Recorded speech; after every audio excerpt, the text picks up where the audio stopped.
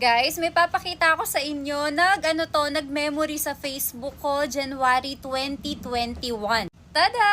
Ako yan, 2021 ng January. Hindi pa ako nagpapagawa ng kahit ano dyan. Wala naman akong pinagawa na as in surgical procedure. Puro non-surgical lang. Ang unang pinagawa ko, tandang-tanda ko, hyconose thread lift. Tapos ayun, nagsunod-sunod na. Ayan, yung mukha ko. Kita nyo ba yung kabilugan ng mukha ko dyan? Kasi yung shape talaga ng mukha ko, bilog, tapos medyo mahaba yung baba ko. Ngayon, medyo gumano na siya. Tignan niyo yung paka ko dyan, sobrang lapad talaga.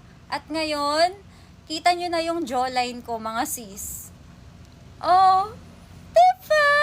Sobrang laking pasasalamat ko sa The Gluta Lounge, lalong-lalo na kay Miss Katie Yap. Ay grabe, siya yung dahilan kung bakit naging ganito na yung mukha ko. Pero alam nyo, itong mukha ko na to, feeling ko okay na ako dyan. Alam mo yung okay na ako, nagagandahan na ako sa sarili ko. Tapos napanood ko sa Facebook, dito nagsimula lahat. Napanood ko sa Facebook si Miss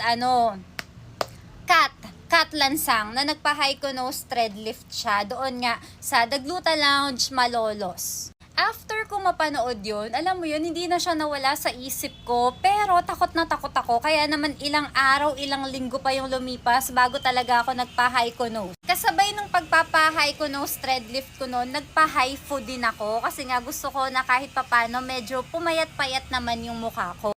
Hinanap ko dito sa YouTube Studio yung unang pagpapagawa ko, pagpapa-hyconose ko, at yan ay February 9, 2022. Feb 9, 2022, doon ko unang nakilala ang The Gluta Lounge at ayun nga. Unang pinagawa ko, hyconose thread lift tapos HIFU. Alam nyo, ang napapagawa ko pa lang dyan sa mukha ko, dito sa mukha ko, HIFU tapos X-lift, yung pinakahuli kong ginawa na pampaliit, Jotox. Meron din akong video no. In less than 2 years, tignan nyo naman, di ba, napakalaki ng pagbabago. Hindi pa ako ganun kasipag, hindi pa ako laging bumabalik. Nito na lang ako naging masipag bumalik dito sa pinakamalapit na branch sa amin, sa Quezon City. Taga Navotas kasi ako. So, yun yung pinakamalapit.